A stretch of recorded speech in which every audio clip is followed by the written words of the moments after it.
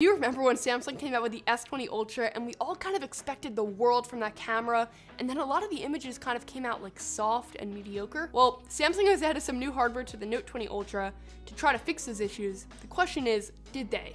This is my first impressions with the Note 20 Ultra in my hand, and also my first impressions on the camera. I'm also going to have full camera comparisons and a review coming of the Note 20 Ultra, so if you end up watching this video and you like it, be sure to subscribe and turn on the bell notification so you don't miss those videos. But we gotta dive in.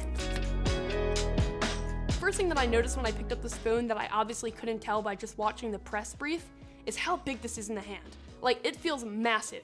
And I'm a really big fan of this design aesthetic, but the boxy shape definitely contributes to that big feeling in the hand. I like it though. It looks really futuristic and clean, and if you're into big phones, this is one of the biggest ones yet, and I think you'll dig it. I also actually really like the camera bump, and it kind of helps with holding the phone. Like, my finger naturally rests underneath it because of how large this phone is.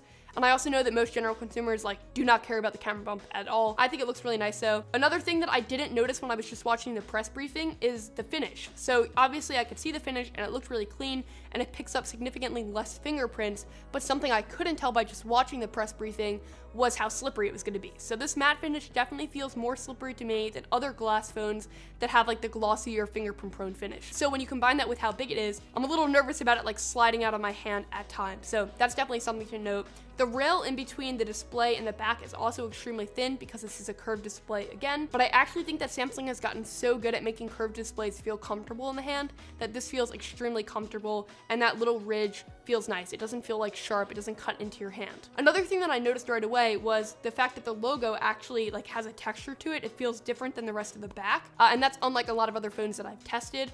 And also, it looks like it's dual layer, so I'm not sure if it's just my unit, but the layers are slightly misaligned, so if you look really closely, you can tell that. I do like that the logo reflects some light though. This entire finish just looks incredible. The S Pen has also moved sides this year, so it's now on the left side, but it still has that same really clickable, addicting nature to it, and it just slides right in there. I like it a lot, and this will be a big win for lefties, I think, but for past Note users, there definitely will be a small adjustment period of getting used to not hitting it out from the right side.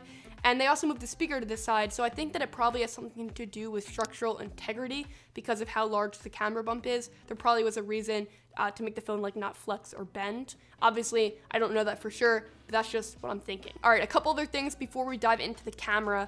The display is absolutely beautiful. So it's a massive display, and it's also a curved display, and I think that you probably know my thoughts on curved displays by now. I prefer flat displays because of palm rejection issues, and also it makes it a little harder to get a protective case. But I think that out of all curved displays in the market, Samsung does it the best. Their palm rejection is really fine too now because they've just been doing curved displays for an extremely long time. So although I do prefer flat displays, I can't deny that this curved one looks great and futuristic AF. And I've only been testing this phone for 3 or 4 days now, so I can't give you a definitive on battery life, but I'll definitely let you know about that in the full review.